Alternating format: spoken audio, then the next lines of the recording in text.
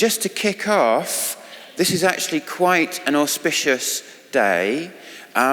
We decided to have this session, What Next for Democracy?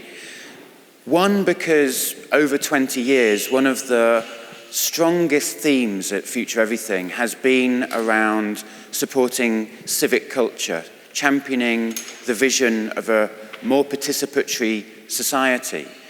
Part of that's really in the DNA of digital culture. And a lot of that has played out in cities. And we've been very involved, and we work outside the festival year-round with Manchester City Council on projects, and we're very engaged in that space. Well, in our 20th year, we wanted to do that for our own reasons, but also, right now, things are changing, and momentous events are happening in this country. Around the world, we've seen a lot of disruptions and a lot of very powerful political moments happening, from Catalonia to Greece.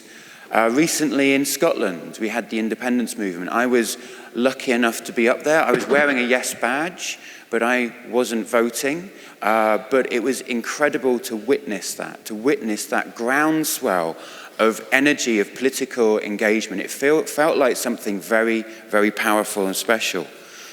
Well, in the UK, we've had a wave of devolution, which is a move towards a more federal setup, which matters a lot in a very small, very centralized country with one big city. And this morning, during FutureEverything, we've had the biggest announcement of them all. So George Osborne, the Chancellor, was across the road there, well, not across the road, 10 metres that way, announcing 6 billion. The entire NHS budget has been devolved to Manchester. A historic announcement happening during our conference. We can't claim any credit for that, but we're very happy it happened. It certainly gives an edge to the morning session. We've brought together people because these events are unfolding, and they're unfolding right in front of us. What this does is it creates an opportunity. Devolution on one level is a resettlement between politicians in cities and in national government. Our question is, how much further can it go? How can we stretch the imagination in terms of the possibilities for civic culture, for local democracy? This is a big shift, and whenever there's a shift, whether it's a crisis or whether it's an opportunity, there's a window of change, and we have to claim that. Now, through the conference, we've been hearing that actually some of those foundational values in digital culture are under question. Some of those maybe naive views of championing participatory culture are being questioned at a time when we've seen the revelations from Snowden, we've seen the economic centralization that can come, taxi drivers striking against Uber on the streets of our cities. But this doesn't mean we can step away from those values. We just have to be more determined. I think, and the message coming through this conference is it's calling for a new civics of the internet.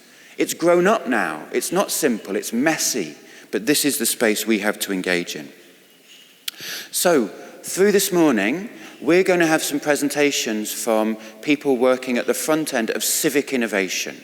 The session isn't about devolution, it's about civic innovation, which is one piece of this. We hope that the ideas that emerged this morning can form part of the conversation and can come out of this conference and be implemented and hopefully inspire some of you, and you know, you bring the inspiration, let's be clear, to make a difference on the ground. This is not a project for today, this is a project for the next 10 years.